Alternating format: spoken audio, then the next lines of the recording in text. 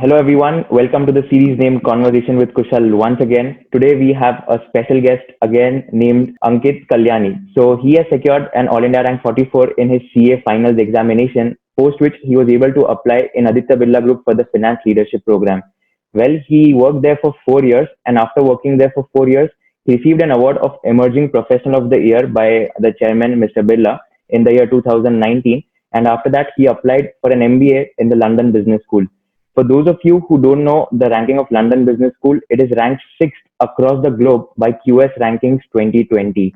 So, congratulations, Ankit, for all your achievements, and thank you so much for accepting my invitation for coming up on the show. Thanks, Kushal, for having me on the show. And this really is a brilliant initiative that you're doing, and it definitely will help a lot of CA aspirants who wanting to transition into these industries that you're these domains that you're covering Thanks. through your work. Yeah, thank you so much, Ankit. Thanks a lot. Really means a lot to me. So, Ankit, we would be discussing your entire journey right from your CA days, CPT, IPCC final. Then we would briefly discuss your Aditya Birla Group experience of 4 years, and then we'll discuss about your preparation for your MBA in the London Business School. So, this would be the flow of our conversation. Yeah, sure. So, yeah, let me begin by the first question itself. Could you just brief us about your CA journey? Yeah, sure. So I started my CA journey back in 2012 Hmm. when I was in my first year of graduation. Hmm. I had taken the CPT, and after a year, I took the IPCC, and Hmm. from there started the articleship journey. Hmm. So I started my articleship with Deloitte, which Okay. actually was the fourth firm. So I had been rejected before by the big three firms, the three big firms, Oh, and this was the fourth firm that I got in. okay. So I started with the statutory auditing function of Deloitte. Hmm. Did that for 1 year, then wanted to experiment something else. So got a rare transition into internal audit for the second year, Hmm. and then after a year, I again wanted to do some experimentation. Hmm. So moved on the other side of the table to Okay. industrial training in taxation. Meanwhile, I also took the CA final exams and got a good result, and then started the journey of ABG. Oh, that's awesome to hear. So you got a All India rank 44 in your CA finals because of which you were able to apply in Aditya Birla Group. Right. Yeah, that's awesome. So could you just brief about the finance leadership program of Aditya Birla Group to the entire audience? So you can just describe your three stints which happened during the first year and your 3 years of experience after the first year. Right. So, finance leadership program, as you would also know, Hmm. is a rotational leadership program of Aditya Birla Group, Hmm. where they handpick a few of us to rotate across diverse businesses of ABG, three different business of ABG Hmm. in year one, and then place us into one of the roles, typically for 2 to 3 years. Hmm. So for me, my first stint was designing long-term incentive plans for top ABG executives. Okay. The second in stint was analyzing global restructuring of operations and transfer pricing policies for the metals business of the group in order to Hmm. report for the base erosion and profit shifting provisions of OECD. Okay. Uh, the third brief stint was helping the commodity trading business of ABG based out of Dubai to build its counterparty credit risk model. So these Okay. were my three stints, and I gained Yeah. immensely on cross business exposure and also understanding about a few functions through the help of stalwarts in ABG. Yeah, that's awesome to hear. So after your three stints, then where did you land up finally? Yeah, sure. So then I started the role of executive assistant to the CEO of textile retail business spread across India and Thailand. Uh, Okay. so So what so exactly is an executive assistant if you were to brief the audience? Sure. So I think this is a slightly offbeat role, which I at least had no information about. Hmm. So during my first day in the orientation of ABG, I had Hmm. asked this question to someone that what exactly does an executive assistant do? Okay. And today, if I were to answer the same question, I think it's very dynamic and Hmm. depends on the person who is doing the role as well as the manager who you report to. Okay. So I'll share about my experiences. Hmm. I think the first part of this role was to kind of, I'll enlist the merits of Hmm. this role. All right. The first merit was that it enabled me to understand how different functions in within a business converge Hmm. to get a business running. Okay. uh, the second thing was that it was a lesson in seamlessness and collaboration, because it required me to coordinate with cross functional stakeholders across the organizational hierarchy, Hmm. and in order to formulate the strategy and drive that implementation of those strategies. Okay. So that was the second merit. And the third slightly unique merit of this role to me was that it was placed in a plant back Hmm. in Kolkata. Okay. So I really got a first hand overview of how manufacturing operations run and what are the nitty gritties on ground in a manufacturing setup. Okay. So these were the three That broad merits. Yeah, like that was really interesting to hear. Usually, a CA does not get these type of roles because I've heard that MBA grads they get these type of roles. So you have had an amazing experience at Aditya Birla Group.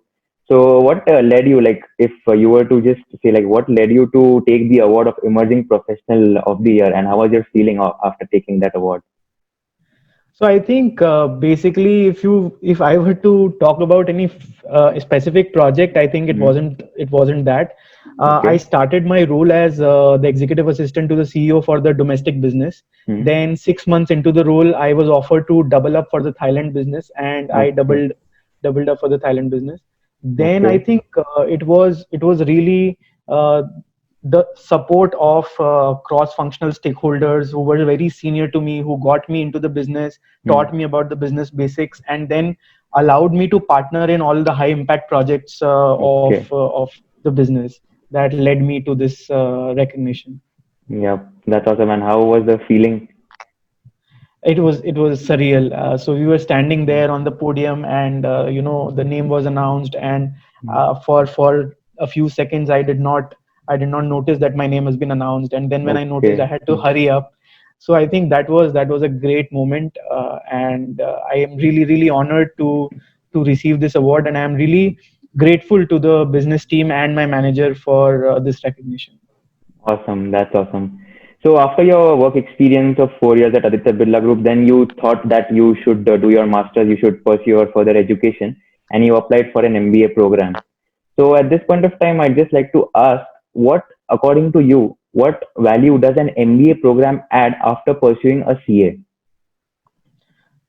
Sure. So I believe that a CA has a very different value proposition from an MBA, Hmm. because CA offers you a strong technical foundation that gives you access to great entry level opportunities in whichever domain you want within Hmm. the finance and accounts side.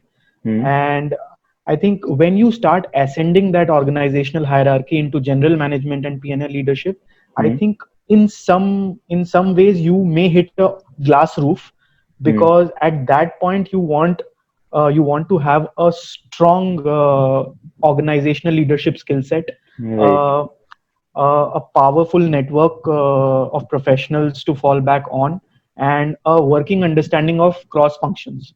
So I think Right. these are the three broad buckets where an MBA plugs in. Hmm. Hmm. And Hmm. Yeah, right. And obviously, if you earn your MBA from a top tier school, then that Hmm. enhances your personal image and gives you access to the most coveted opportunities out there. Right, exactly. So after like you thought that you should pursue an MBA, then there might be a lot of questions which would have been lingering in your mind. So first would have been how to decide whether to pursue an MBA from a foreign university or an Indian university. So how did you decide that whether to do a foreign MBA or an Indian MBA from IIM Ahmedabad or Bangalore? Right. So I'll touch upon this. This is a very difficult question, and I was faced with this dilemma for a long time. So Hmm. when I had the good part of the finance leadership program is also that it gives you access to the larger ABGLP community, which Hmm. consists of top tier Indian MBAs. So Hmm. you kind of interact with them, understand from them what is the value of an MBA, and what are the things that you should look for while selecting an MBA. So Right. back in 2018, I had Hmm. applied to ISB and I'd Okay. gotten admit. So I was very Okay. All happy right. and sorted Hmm. with my life, Hmm. and wanted to start the MBA at ISB. So I was just Hmm. chatting with my CEO, who has been my mentor throughout this journey, Okay. about this aspiration of getting into ISB. So he told me that it's great, but have you considered an international MBA yet? And I told him no. Okay. Then he connected me to a few top tier global MBAs, Hmm. and from those conversations started elaborate research from my end Hmm. of what an international MBA has to offer and how different would it be from an Indian MBA. Hmm. So I think again it boils down to your personal whys. Hmm. But for me, my personal whys synchronized more with an international MBA because of I think one was because I wanted to have a cross cultural community, Hmm. uh, wanted to engage with a cross cultural community. And for example, if I were to talk about London Business School, Hmm. there are 500 students from over 65 countries.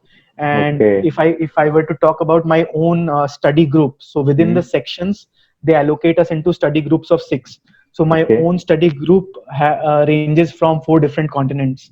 So I think Okay. that's something that That's I was pretty really looking forward diversified. to. Right. Yeah. That was something that I was really looking forward to. And the second thing was the experiential learning opportunities. So, again, if I Hmm. were to talk about London Business School, Hmm. there are global business experiences as part of the Hmm. second year of the MBA, where Hmm. you where you go visit a country. Hmm. There are multiple options of visiting countries beyond continents. So, you visit a Okay. country, engage with a business, and try to deploy the skills that you've learned over your first year and over the past business experience that you've had.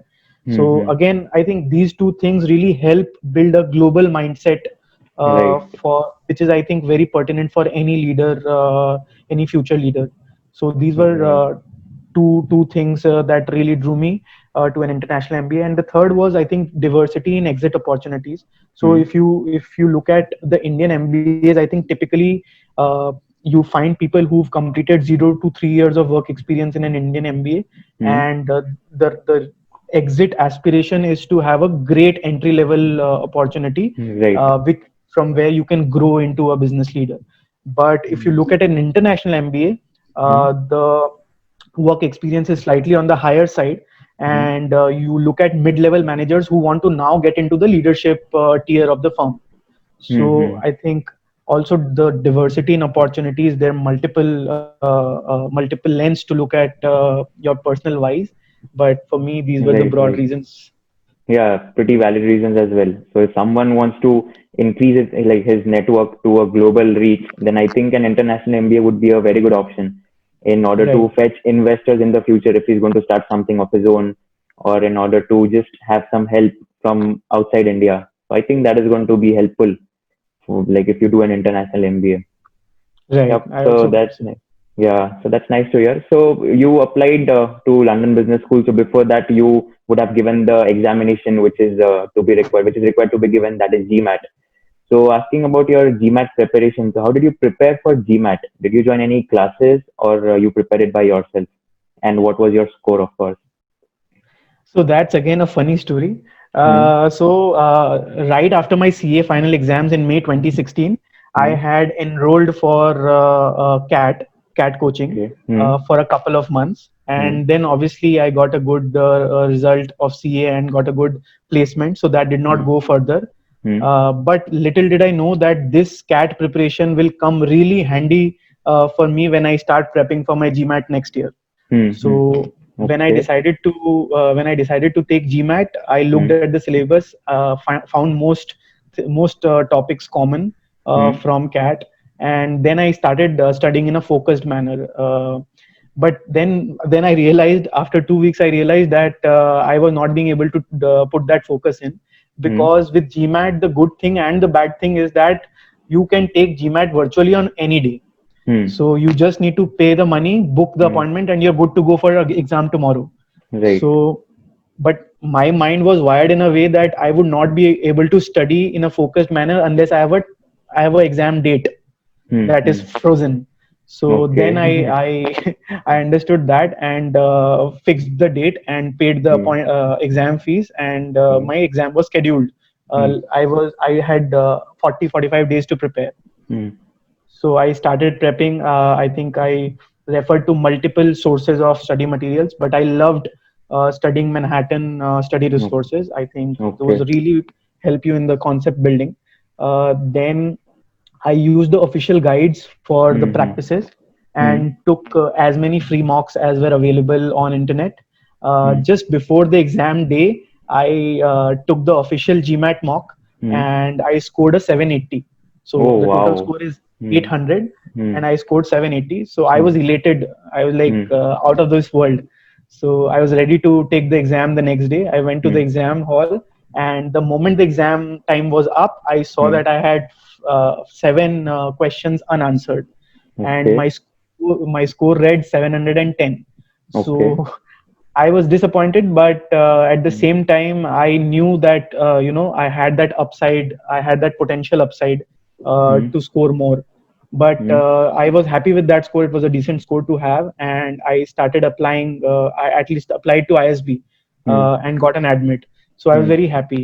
But then when I started researching about international MBAs, I think Mm. one advice that most students gave me was to up my score, Mm. because I come from an Indian male community where Mm. the representation is large, and Right. so it's very, very competitive. The average scores for an Indian male would be typically 20-30 points above the overall Mm. average for that program. So Okay. most people told me to up my score, but Mm. it took me 6 months to convince myself for a Mm. retest, and Mm. I finally took that retest. I mean, did another 20-25 days of focused preparation, took that test, Mm. again landed up at 710. Okay. So Same that score. exactly. And Okay. again, I had some questions unanswered. So Mm. I was really frustrated with myself, but I Mm. told myself that, it's not happening like this. You have to complete all the questions and take the test again. Mm. Again, after I think 3 or 4 months, I took the test again, and this time Mm. the focus was completely on answering all the questions rather Mm. than the accuracy. So Okay. this time I answered all the questions, and finally the score read 740. So I Oh was wow. happy That's nice. and and ready to apply.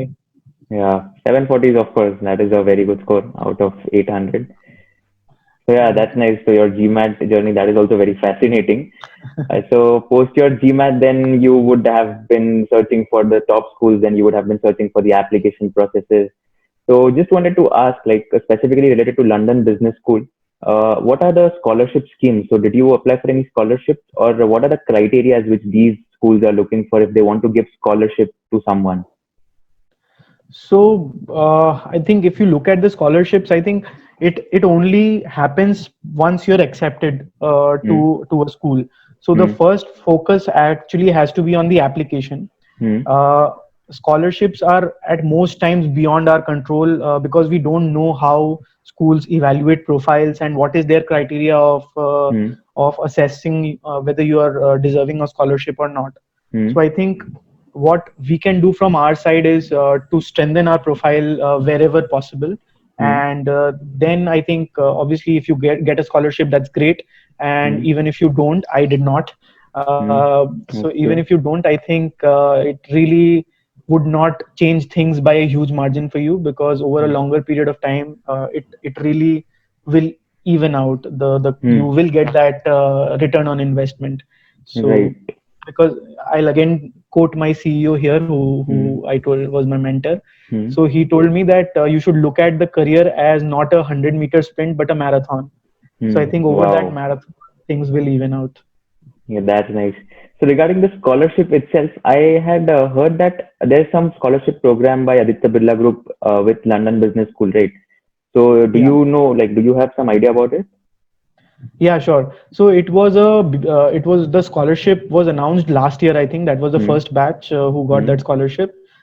It is called BK Bilda Scholarship Program, where Okay. they typically give the scholarship to 10 students at LBS, out Hmm. of which five students would be from India and five would be from the rest of the world.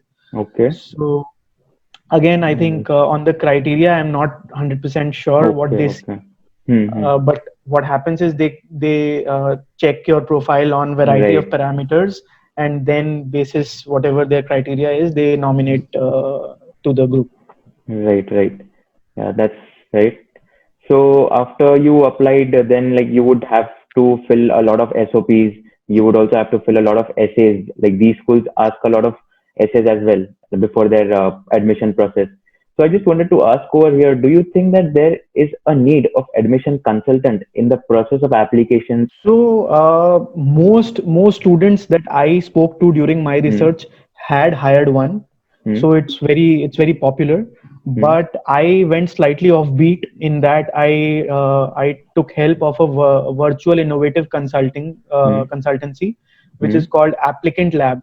Okay. Uh, so it is a portal that gives you Hmm. high quality information about what these schools stand for, Hmm. what they assess in the candidates, and Hmm. which are those powerful themes that you should focus on across your stories. Hmm. Hmm. So I really would recommend it highly to any person who wants to take charge of their application and Hmm. invest time in building out their story organically. Hmm. So Okay. for me, it really worked well. Obviously, you Hmm. can get their real-time feedback by subscribing to their paid services. I did not, Hmm. but Hmm. that's still the option. Hmm. And Hmm. also, if that in the MBA they talk about this fear of missing out, which is called Hmm. FOMO. Hmm. So when I was using this applicant lab, I had that FOMO. So once I Hmm. had applied to the first round of schools, I thought, I should also take a conventional admissions consultant and see what happens, how well my profile can become. Hmm. Hmm. So I took help of a very highly rated consultant in India, Hmm. and for just one school. And I would say for me it wasn't that great, the Hmm. experience, and I also did not make it to the school. So Okay. so yeah, I think for me the virtual side worked better because I was very interested in telling my story myself. Right. Right. Yeah. So like it'll depend, I think, upon person to person itself, like what the story Exactly, is of that particular person and how he wants to phrase that particular story in the application. exactly. Yeah, yeah, right. So basically, then you applied in the London Business School, and finally you got an admit over there. So asking about these top B schools, like what are some of the criteria they are looking for in a candidate? So are they looking for all the 10th, 12th graduation marks as well, or are they looking for some other personality traits as well? So there's not a typical profile as Hmm. such that would make the cut on any of these B schools. Hmm. But there are a few themes that Hmm. most of these schools tend to focus on. Hmm. So, for example, the first is a strong academic track record, Hmm. which obviously you can showcase through your undergraduation GPA and your Hmm. GMAT and Hmm. any quantitative classes that you've taken, because Hmm. they just want to understand if you would do well in the rigorous academic curriculum. Hmm. The second theme would be demonstrated potential of leadership. Hmm. So I think you can obviously showcase that through your work experience, through the high Right. impact projects and the career progressions that you would had in the same organization. Right. And the third thing I think would be that they would want to understand your potential of creating an impact. Hmm. So Hmm. I Hmm. think how you can do it is by showing how you've leveraged your passion to create impact on people around you, on the community around you. So I Right. think these Right. are the three broad buckets. Now Okay. coming back to your question on whether class 10, class 12, and BCom Hmm. or whatever the Hmm. undergraduation, Hmm. whether those marks matter so much. Hmm. So class 10 and class 12, we do not even mention on our resume. Okay. So All it's right. very, very subjective to your specific country or specific Hmm. state. Hmm. So that's not so much taken into consideration. Okay. For the GPA, so my GPA wasn't, I would say, a very, very top class GPA, because Hmm. I was never focused on getting an MBA Hmm. right from year one of Hmm. Hmm. undergraduation. So I took Okay. it very lightly, and it was Hmm. very tough also, I thought. So Hmm. I did not have a great GPA, but I think if you have a great test score, Hmm. if you have other qualifications, for example, with me it was CA and it was a rank, so they Hmm. knew Hmm. that I would do well in the academic Right. side of it. Right. So there are multiple ways of I mean, telling your story, and Yeah. even if there's one element that's weak, you can Hmm. use another element that's strong. Right. Right. Get it. So you said that like one of the criteria is if you are able to demonstrate potential leadership, and that would be visible by your work experience. So just asking about the work experience, what is the average work experience which is required to get into these top G schools? You can specifically say about the London Business School. Yeah, so it's typically 5 years, Okay. but definitely the range is wide. Hmm. And the rationale behind that is, these students really draw on from their experiences to enrich in-class discussions. Hmm. And I have now seen it firsthand for the last 1 month. And Okay. I can really say that the more solid your work experience is, Hmm. the more augmented is your application. And Okay. obviously, the focus here is on quality versus quantity. I have heard that PE, VCs, and consulting, like they are preferred over other candidates. Like, is it correct or is it just a myth? So I would say here that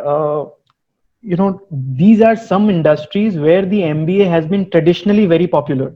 Okay. So you'll find a large representation of these industries in the typical MBA cohort. Hmm. But having said that, aspirants from these industries find the competition super intense to get in, because Okay. there's so many students from these industries trying to get Hmm. in. And Hmm. the seats are limited, and the schools Right. are trying to craft a diverse class. Right. So, Right. yeah, and on the other hand, if you look at less represented industries, Hmm. so you might have a very hard time in building your story and Hmm. communicating about your experiences in the application.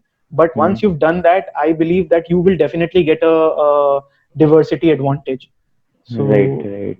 yeah. Exactly. Get your point. Get your point completely. So finally, now you are into London Business School for an MBA as well. So any last message which you would like to give to all the CA aspirants who are watching this video? So it would be unfair for me to give any gyan because because I'm still a struggler trying to realize my ambition. So, but if I can talk about some themes Hmm. that have really helped me in my journey. Hmm. I would say the first would be to embrace your failures and learn from it. Hmm. So, like I said, Deloitte was the last firm that I had applied to, got in, and then even in the MBA side of things, Hmm. I came across failures. So I think Hmm. you should embrace your failures and learn from them. That's called the growth mindset. Uh, Right. the s- the second thing is being humble Hmm. about your successes, but never be complacent of those.